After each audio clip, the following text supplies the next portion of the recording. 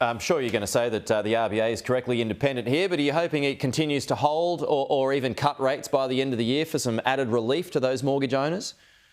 The Reserve Bank, as you say, Putin, it's independent. Yep.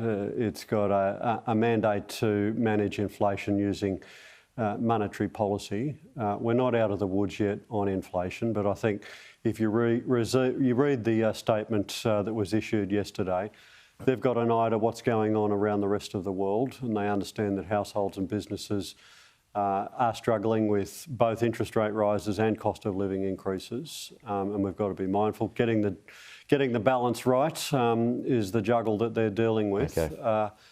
From our point of view, we've got to focus on fiscal policy, and that's the big job we've got ahead of us between now and the budget in a few weeks' time. Just looking across the aisle, Stephen, the Libs meeting today to come up with their response to The Voice. Susan Lee, a little tight-lipped on details. It kind of feels like they're going to oppose it, but we don't know for sure. I'm speculating there. But what do you make of the Libs meeting today? I hope you're wrong. Frankly, Pete, I hope you're wrong. I hope they've learnt their lesson from Aston. I hope they're listening to what the majority of states and majority of Australians are saying, is that they want this to happen. It's about respect, it's about recognition, it's about consultation. It's not the big scary thing that some people are trying to make it out to be. It's a very modest and important reform to our constitution. If Peter Dutton leads his party down the path of opposition, he'll have proved that he's been against the will of the Australian people on climate change. He's been against the will of the Australian people on providing energy price relief.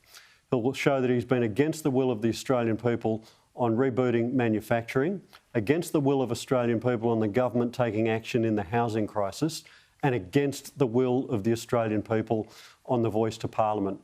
It's time for Peter Dutton to stop looking at the past and start looking to the future and dragging his party into the future. We need a modern Liberal Party, not one that is fighting last century's battles. Would you be prepared to wind back any amendments?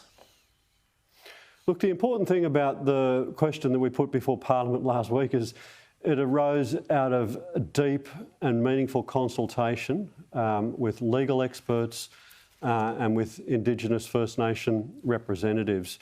The Liberals and Peter Dutton were invited to engage with that process.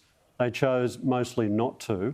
It's a bit rich for them to come along 10 minutes after and say, oh, we've had some new ideas, when they were invited to be a part of the process all along.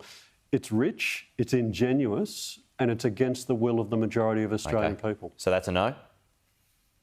It's not for me to make decisions. It'll be made by the Prime Minister, the Attorney General, in fact, the entire of Cabinet.